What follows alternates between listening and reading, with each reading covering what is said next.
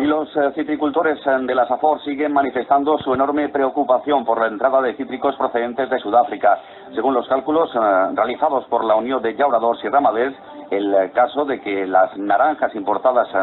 desde el continente africano provocaron una plaga que se introdujera en los cítricos de la comunidad, el aumento de los costes de producción a los citricultores valencianos sería de más de un 22%. El sindicato agrario reitera que el acuerdo firmado por la Unión Europea con Sudáfrica para permitir la entrada de las naranjas de África Meridional en el continente europeo supone una competencia desleal, porque esta fruta, dicen, no pasa los controles fitosanitarios exhaustivos que lleva a cabo Europa con sus naranjas. El responsable de cítricos de la Unión en la Safor, Joan Serra, ha señalado que están desolados con los gobernantes porque incluso han decidido ampliar el periodo de importación de cítricos desde Sudáfrica hasta el 30 de noviembre. Estem un poc desolats en els nostres governants que consenteixen que uns productes que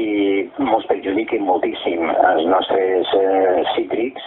puguin estar a l'abast fins al 30 de novembre, perquè no estem en contra de la competència, de que sigui una competència legal i leal, i el que estem en contra és que en els nostres mercats estiguin plens de productes de Sud-àfrica i els nostres productes estiguin en els camps perdent-se.